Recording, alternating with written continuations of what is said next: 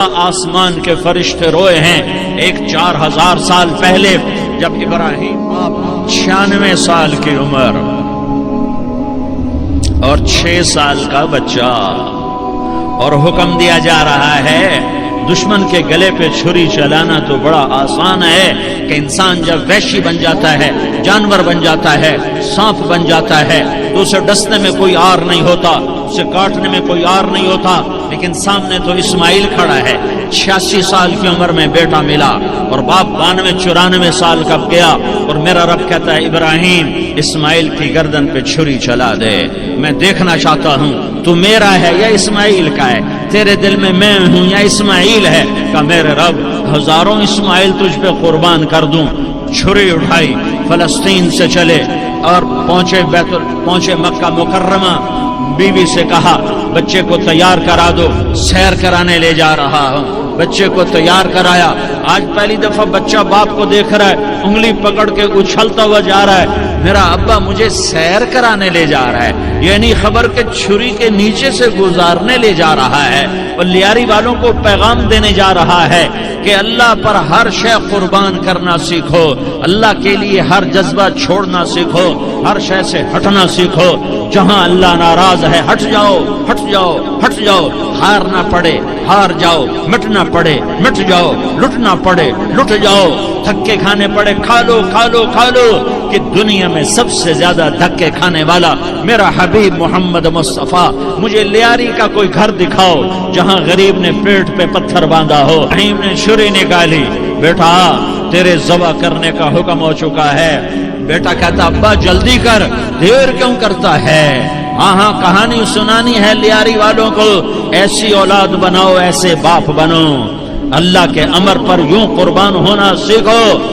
اور اب معصوم بچے کو حیران ہو کر ابراہیم دیکھتا ہے، بیٹا تجھے پتہ ہے میں کیا کہہ رہا ہوں؟ کہاں پتہ ہے، آپ کہہ رہے ہیں میں ذبح کروں گا تو میں مر جاؤں گا، میں مر جاؤں گا تو مجھے آپ کی جگہ اللہ ملے گا، اللہ آپ سے بہتر ہے، مجھے دنیا کی جگہ جنت ملے گی، جنت دنیا سے بہتر ہے۔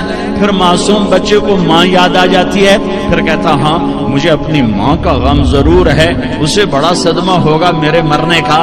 تو اپنا گریبان کھولا اور کرتا اتارا، کہا ابا میں جب مر جاؤں تو یہ کرتا سنبھال لو، یہ میری ماں کو دے دینا، یہ میری نشانی اس کے پاس رہے گی، جب کبھی میں یاد آؤں گا میرا کرتا دیکھ لیا کرے گی، اور تو اپنے کرتے میں مجھے کفن دے کر ادھر ہی دبا دینا، مجھے ادھر مکے نہ لے جانا کہ میری میت کو دیکھ کر میری ماں کو بڑا دکھ ہوگا، مجھے ادھر دبا دینا۔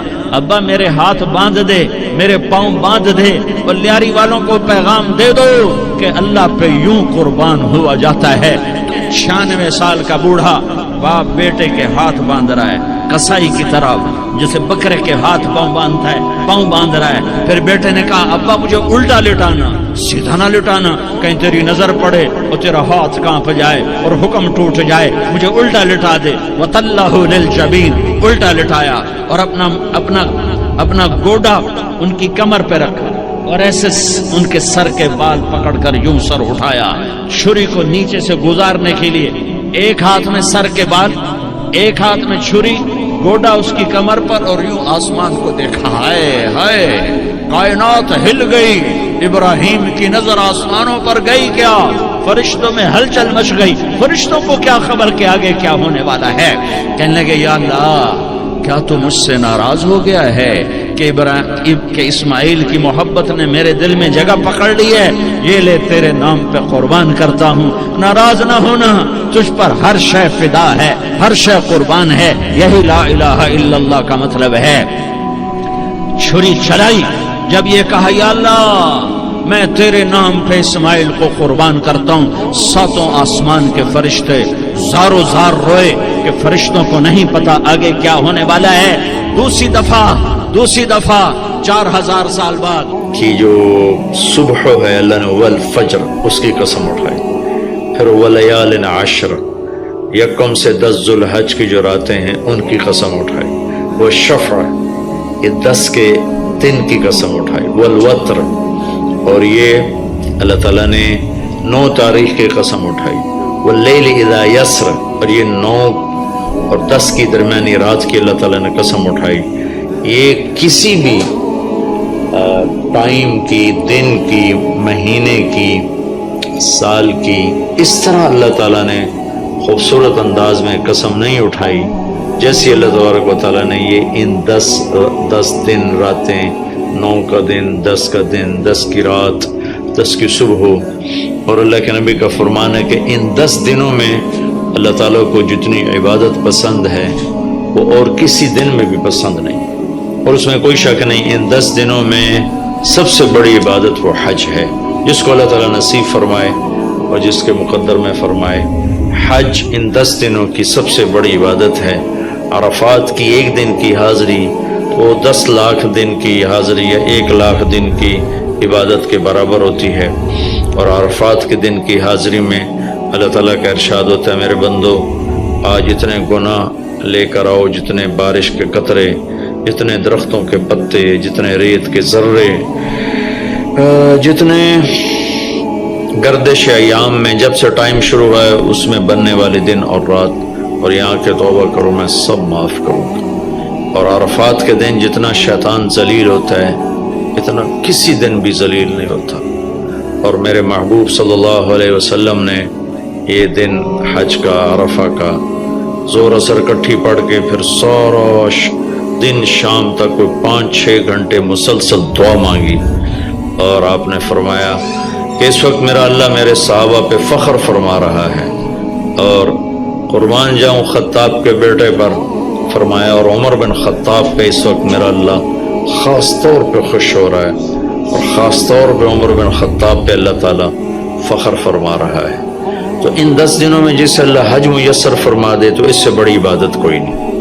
حج میسر نہیں ہے تو پھر ان 10 دنوں میں نومی کا روزہ رکھنا، ان 10 دنوں میں روزے رکھنا، اس میں نوافل کی کثرت، صدقے کی کثرت، پھر قربانی، یہ سارے اعمال ان 10 دنوں میں انتہائی محبوب ہیں. جنہیں اللہ سعادت دے دے حج کی، بار بار جائیں. تابعوا بین الحج والعمرہ، حج عمرہ آگے پیچھے کرو، آگے پیچھے کرو. ایک بہت بڑا طبقہ ہے جو یہ کہتا ہے کہ ایک دفعہ فرض ہے اس کے بعد کوئی ضروری نہیں. میں کب کہتا ہوں کہ ضروری ہے؟ ضروری نہیں ہے، لیکن ضروری کا مطلب فرض نہیں ہے، لیکن اللہ اس کے رسول کو پسند ہے کہ اس کے گھر بار بار آیا جائے، بار بار حاضری دی جائے. اللہ کے نبی کو تو آخر عمر میں جا کے موقع ملا، اس کے بعد آپ دنیا سے تشریف لے گئے. اگر آپ اس کے بعد زندہ رہتے تو یقیناً آپ ضرور حج کرتے، چونکہ آپ نے جتنے سال مکہ میں گزارے آپ نے ہر سال حج کی. نبوت کے اعلان سے پہلے بھی اور نبوت کے اعلان کے بعد بھی آپ نے مسلسل حج کی، اور 4 عمرے آپ نے فرمائے زندگی میں پر 4 عمر. ایک عمرہ مدینہ سے خاص طور پر تشریف لائے جس کو ہم صلح حدیبیہ کہتے ہیں، وہ ہو نہیں سکا، لیکن آپ نے وہیں عمرے کا کام پورا کیا، سر مڑائے، احرام کھولے. پھر اگلے سال آپ اس کی قضاء کے لیے تشریف لائے. پھر ایک عمرہ آپ نے فتح مکہ کے بعد جعرانہ سے احرام باندھ کے تشریف لائے اور عمرہ کیا، اور ایک عمرہ آپ نے اپنے حج کے ساتھ کیا. صدیقی دور میں پہلا سال جنگوں میں گزر گیا، دوسرے سال صدیق اکبر اب تشریف لائے. فاروقی دور میں عمر بن خطاب رضی اللہ تعالیٰ 10 سال حکومت کی، 10 سال حج کیا، ہر سال حج پہ تشریف لائے. عثمان رضی اللہ تعالیٰ عنہ نے اپنی خلافت کے دور میں جب تک امن رہا ہر سال حج کرتے رہے. جب فساد شروع ہوا تو آپ رکے، اس میں شہید ہو گئے. علی رضی اللہ تعالیٰ عنہ کو موقع نہیں ملا، جنگوں میں زندگی گزر گئی، اور اسی میں آپ اللہ پاک کی بارگاہ میں پہنچ گئے. تو لیکن باقی 3 ساتھیوں کی خلافت کے دور میں آپ نے بکثرت حج اور عمرے کیے.